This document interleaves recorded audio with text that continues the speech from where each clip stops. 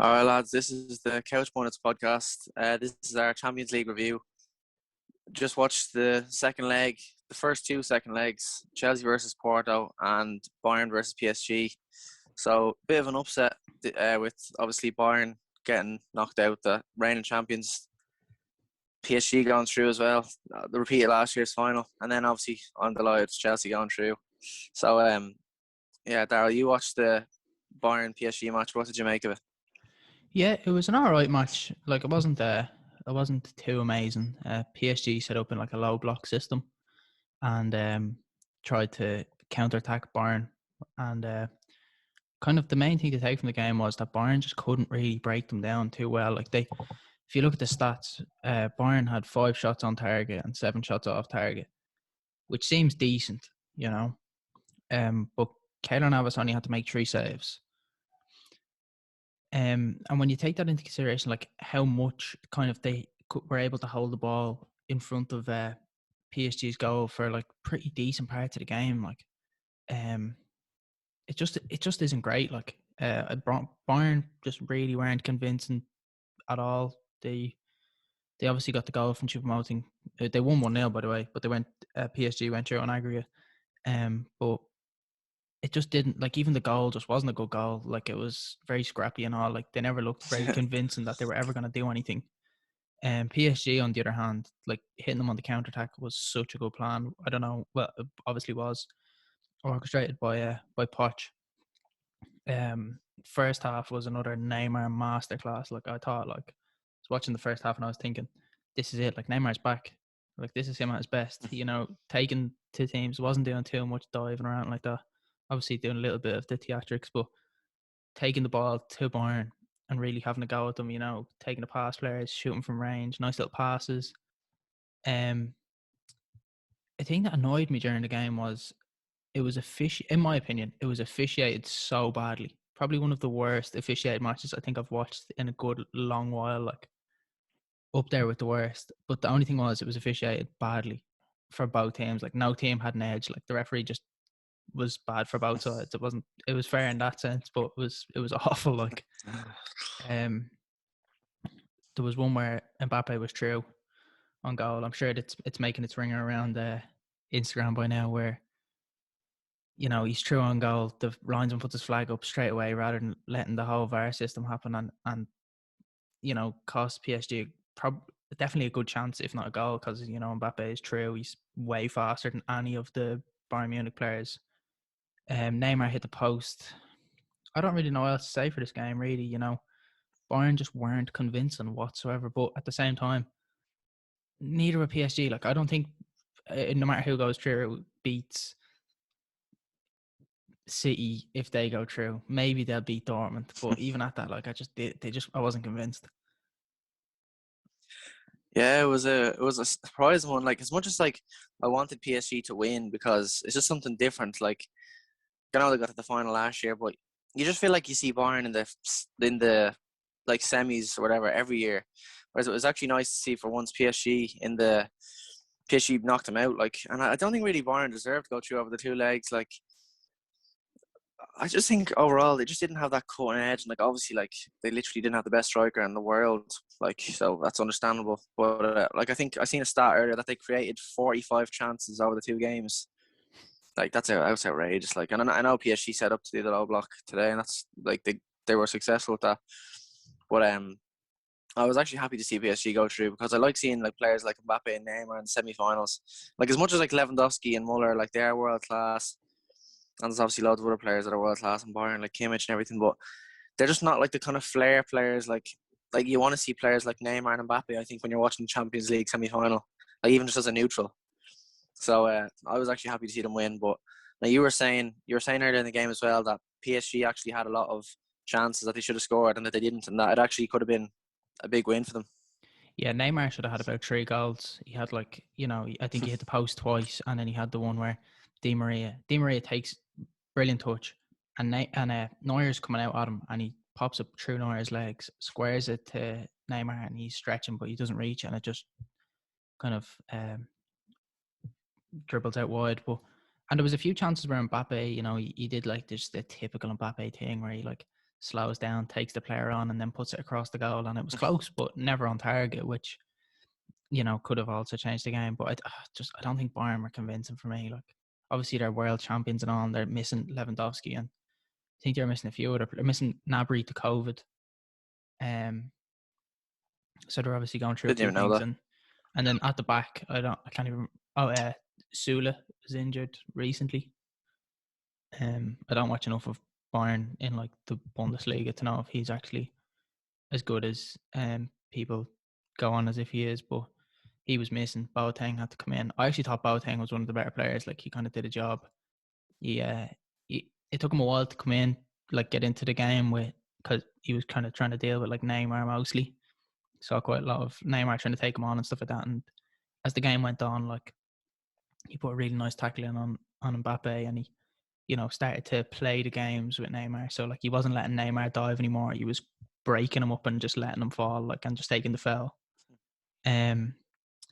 No, I actually thought he was one of the better players, but yeah, look, I don't think they deserve to go through, to be honest with you. Easy as Yeah, that. like I know, like Hansi Flick has been so highly rated over the last year. So the way he took Bayern, like Bayern were looking so bad in the first half of last season, then he obviously got them to win the quadruple or treble, whatever. They basically won everything. But what did you make of his decision to take off Choupo-Moting, who was actually decent over the two legs, for Javi Martinez with like 10 minutes to go when you're looking for a goal? Yeah, he made a few weird changes where he also took off Alphonso Davies and put on Musiala. Um, and I thought at the time that they were going into a back three to maybe go more attacking, but actually Alaba, who started off in central midfield because another player, Goretzka, was injured. Alaba went into left back, and I was thinking, look, surely you just go like for like and take Alaba out. Like, what does Alaba have at left back that Alphonso Davies can't do? Like, especially going forward, like, surely Alphonso Davies is actually the better player going forward. So I thought that was kind of weird. Taking Choupo-Moting off, like, it just didn't really make much sense to me. Like, you push Muller on, he's not an out and out nine. He kind of plays better when he's like bouncing off a player like Lewandowski. He's more of a chance creator. No, I thought it was a weird one, especially because you only need one goal. It's not like you needed like two or three and you're just lumping balls into the box. Like, it just takes You one know, he spent the chance. season at PSG and has one Champions League goal, and now he has two against them in two games in the Champions League. Yeah, like, it's just a weird one. Obviously, like, they're struggling in that department when Lewandowski goes injured. I guess before the season you don't really plan for Lewandowski, the best striker in the world, to get injured, but you know, Yeah. you can't, like, he's not Champions League standard in the first place, but neither is Javi Martinez, like, and he's a CDM or centre back playing up top. Like, it just didn't make any sense. I don't know why he did it, because as I I said, actually like, didn't realize how many injuries they had. Like, I didn't know that, like yeah, obviously Lewandowski's the big one, but like Goretzka is huge for them in centre midfield. Like, he was unbelievable last year in that run to the Champions League. And then Sula's obviously a big player for them at the back. And then Gnabry, like, that is a lot. Like, that's four starters. I yeah, didn't realize they had that many injuries. I knew Lewandowski was injured, but yeah, no, that isn't great. Like, they did. They had quite a few injuries. But like, it still doesn't kind of take away from the fact that they had the majority of the possession, but it wasn't by that much. It was only they had 54% possession and PSG had 46, so it wasn't by like a mad amount. But yeah, definitely, like, PSG's possession was mostly in their own half. I don't know that from heat map around like that, just from watching it. It was mostly yeah. keeping the ball in their own half, going for the counter attack, and then the odd time they'd have it in around the box. But it wasn't like PSG where stringing passes around in the final third. Like, it was mostly sit back and counter hard. And I mean, like, they have the team to do it. They have the pace. They have, decent defenders. They have good CDMs and stuff like that. Like, they do. Like, one of the players that stood out for me tonight that I thought had a really good game was Paredes. I thought he did Yeah. brilliant in the defensive block because he's just that type of player. He just reminded me of Højbjerg off of Spurs. Like, he's just that, like, break up play. Can't really do anything else other than break up play. But I thought he was unbelievable tonight. Yeah, I mean, just Bayern didn't deserve to go through. PSG barely deserves to go through. But it'll be Yeah, interesting to see how they play up against a team like City or Dortmund, because there's only one goal in yeah, this. I think Dortmund only have to win 1-0, don't they? Yeah, because they have the away goal. yeah. They have the way go. Yeah, Um, so depending on what team they come up against, I'm kind. City won't not score though. City will score. Like, But we'll talk about that tomorrow night after that. But the it'd be just interesting to see how they play against, especially City. You know, because they're definitely going to go low block against City again. But I yeah, don't think City are as easy to counter attack. Like Bayern, I don't know what, like Liverpool are it as well, where like they do that offside trap thing. Like there was so many times tonight. So obviously Mbappe gets called offside when he's like a yard onside. Like that's one time where it didn't work. Well, it did technically work, but it shouldn't have worked because it was just bad refereeing, but or bad officiating because it's the linesman. But there was so many times in the match where it was like a yard or less than a yard, half yard, where Mbappe was offside. Where like I just don't understand why. They know what he's like. They know he just wants to run in behind. So why are you playing the offside trap against probably one of the yeah. fastest players in the world? Didn't make any sense to me, but however, with Boateng at the back as well. Like, Yeah, he's actually. That's not like they're that pacey. But shall we move on to the next game? yeah. How did you find that? Obviously, I was obviously delighted with it as a Chelsea fan, but it's a bit. It actually was a bit boring, to be honest. Like it was as like same as what you said with that game. Like there was no standout decision the referee made where it was like a total shocker, but he was just so bad. Like he let so many fouls go in the first 20 minutes. It just like that sets a tempo for a game. Like this is one thing I don't understand about referees. Like you can actually break someone's leg in the first 10 minutes, and it's not a red. It's not a yellow card. Like referees just don't card players in the first 10 minutes. And the first 10, Porto ended up with five. Porto ended the game with 5 bookings. Chelsea had none, but they should have had a few as well.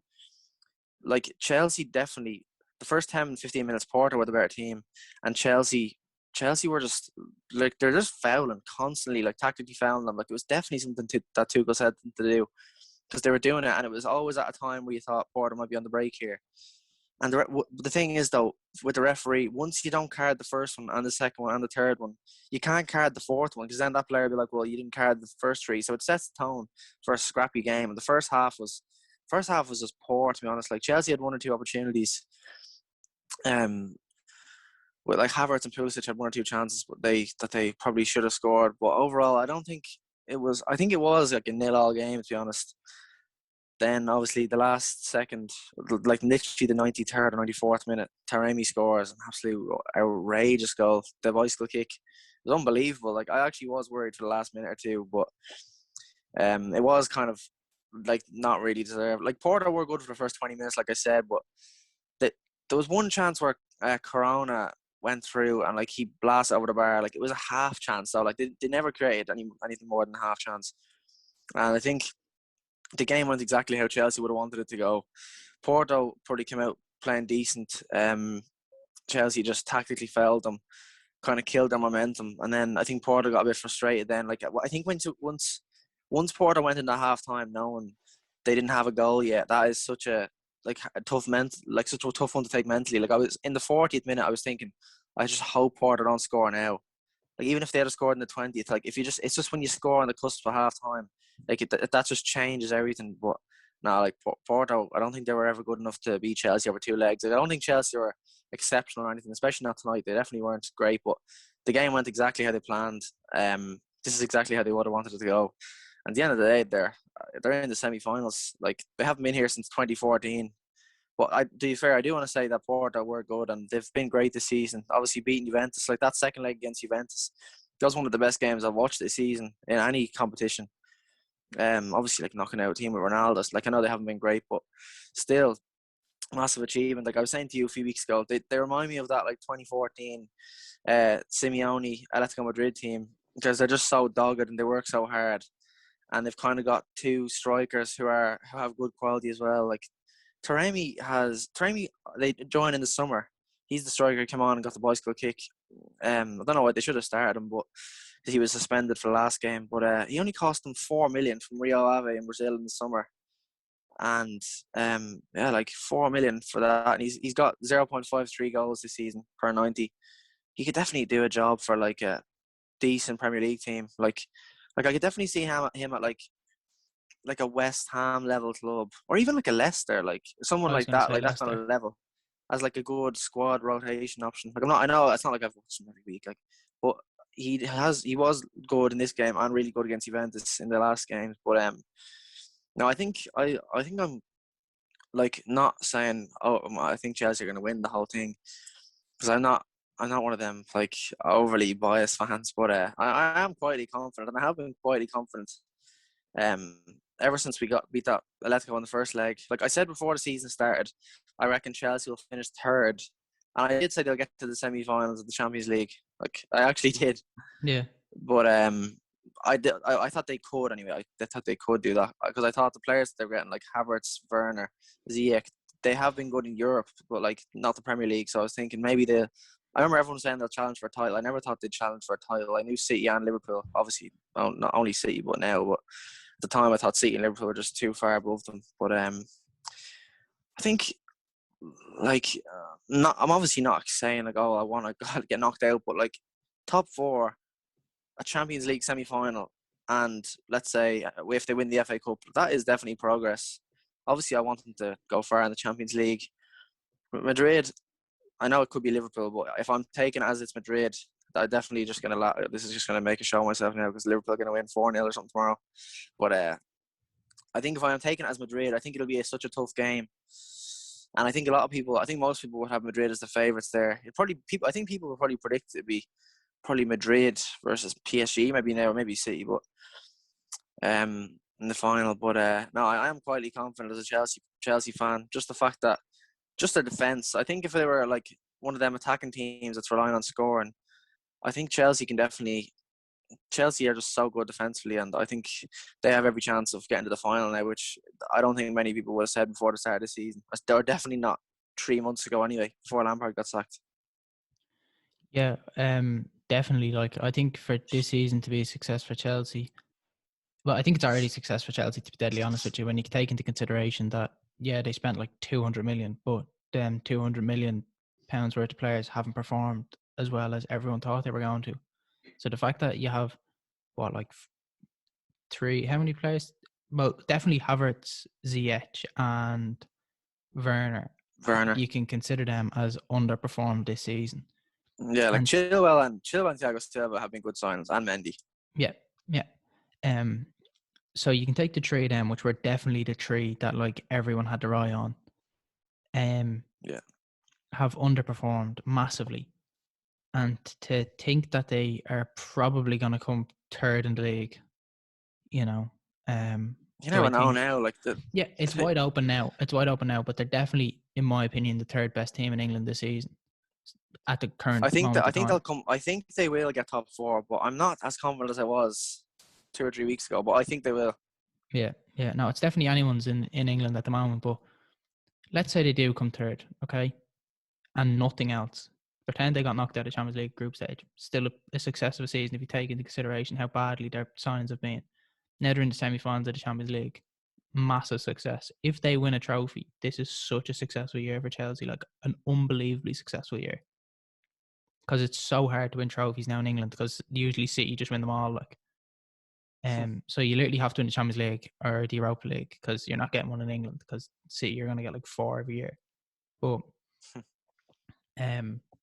yeah, I think, you know, for Chelsea in the Champions League, like when you get to the semi-final, like it's anyone's game now. Like, you know, you're 3 matches away Yeah. from lifting the trophy. There's nothing that anyone, like, there's no other way of putting it. You know, like Liverpool got to the semi-finals 2 years in a row, were not the favourites 2 years in a row, and got to the final 2 years in a row. Like, it just, favourites, non-favourites, it doesn't matter in Champions League. When you're in the semi-final, it's a 1 in 4 chance of winning it now. Like, once you get to the semi-final, in my opinion. Yeah. For this game, on the other hand, again, you said it earlier, I don't know why Porto didn't start Taremi. Like, I was so shocked when I saw the team sheets. Obviously, You need 2 goals. Oliveira was back in. Wasn't shocked by that whatsoever. Like, he was the standout player in those 2 games against Juve. But like, to not start Taremi, you need 2 goals. I don't know why you started one striker in Marega, who against Juve like he wasn't. He scored against Juve, but he wasn't great. Like, you know, obviously Taremi got the red card in the second game, wasn't it? Yeah. Yeah. So, you could say he wasn't great either. But it's just, I don't know why you don't start two strikers when you need two goals. Like, and change your system around a little bit, because obviously they're known quite well for just being a defensive team. Like, as you said, Simeone, low block, you know, workman style team.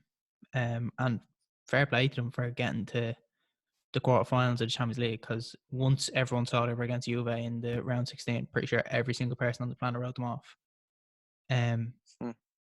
But no, I didn't. I didn't ever see them. But I did think they had a chance against this Chelsea team. But the first leg had to go their way, and once it didn't go their way, I thought there's no way that these are gonna break down a good defensive side in Chelsea, and you know, keep out more goals while trying to break the defense down. Like, it just didn't. I know they won today, but as you said, it was in like the last minute of the game. The Chelsea players probably had half their mind on the semi-final in the first place. Like, it, you know, comes into the 90th minute, like they need two goals. Pretty sure Yeah. 8 out of the 11 on the pitch are thinking we've won this, and every player on the bench is like, we're in the semi-final. But yeah, it'd be interesting to see who. So PSG can come up against City or Dortmund, and Chelsea can come up against Liverpool or Madrid, and both games are quite close. Obviously, the Dortmund game is way closer because it was 2-1 in the Etihad, meaning that Dortmund got an away goal. City Where only scored that goal in the 90-something minute as well, Foden. yeah. So, you know, I still do have full confidence in City going and grabbing that. So being PSG and City, and I hope that Liverpool can just pull a bit of Anfield magic out of the bag, but I'm Anfield not very Magic with confident. no fans. Anfield Magic, the only person singing that "You'll Never Walk Alone" is the stewards. About Like, four of them. to put it into consideration, what Liverpool have to do, like, they have to go and win against Real Madrid at Anfield by 2 goals or more, and that would then mean that it's their second win at Anfield in 2021, and right now it's the 13th of April, and they got their last win about 2 days ago. Yeah. That's It's shocking. a massive uphill task, to say the least. But look, I'll back my team. Yeah. The thing people forget about, like, to be fair, I was a bit of a club where this a few weeks ago. I was like, "Oh, Madrid are third in that league. Like, they're nothing special." But like, They're now favourites to win it. their form since Christmas has been unbelievable. Like, I don't have the stats or anything, but I think they might have lost 1 or 2 games since like Christmas. They've just beaten Barca in the Clasico. They're like they're all like, if they, no matter where they are in the league, they always show up in the Champions League. So like, half the times when they were winning those, like, that 4 and 5 year run, they were like 10 points off the league by Christmas. Like, they just don't care about the league. Like, they only won the league, like, they won it, what, 2017, 2019. Oh no, not even 2017 and 2020, I think. And they were like, if it wasn't for Barcelona literally just totally bottling it, like, they wouldn't have won it anyway last season. They look like they're going to win it this season again after being miles. Atletico were running away with it, and now they're just dropping off so badly. So, like, people don't realise it, but Madrid are one of the form teams in Europe, and as well, Kroos, Modric, and Casemiro. Like, I was a victim of this as well, and I'd say you were too. If you don't watch them every week, you just think like, oh, like, you just say to yourself, well, Modric is 35, Kroos is like 31. Like, they've been gone for years. Like, well, you do forget like the quality they have. Like, those 2 balls that Kroos gave him behind that Liverpool game, the first leg, were unbelievable. Like, they're just so good. Like, the 2 of them. I think Ramos is. I think he would have been injured for this anyway, but he caught COVID. I saw today, so he'll definitely be out tomorrow if he wasn't already. Varane, is I'm Varane not sure back? if Varane is back. I'm not sure either. Yeah, I'm not sure, but no, it'll be an interesting game. I'm gonna go with Chelsea just to get to the final. That's just out of. I'm never gonna back against them, but Madrid's gonna be such a tough one. Like, I think that the winner could easily come from this side of the draw, even though everyone's saying, "Oh, Bayern, PSG, City, everything on that side of the draw." Yeah. The winner could easily be, like, as you said, semi-finals. Anything happens. Like, 1 in 4 chance of winning it once you get to the semis. Like, it doesn't matter. I'm telling you now, odds do not matter when you get to the semis. Favourites don't matter. Like everyone says, like over 2 legs, or the better team will come out.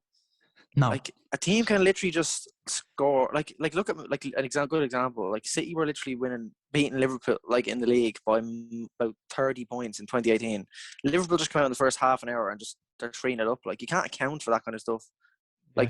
Like if like let's say like Chelsea are away in the first leg against Liverpool or Madrid. Like they can just get 2 goals quick, and that's like 2 away goals. Like that kind of. It's just like at this level, like it's just tiny margins that can change games and change ties.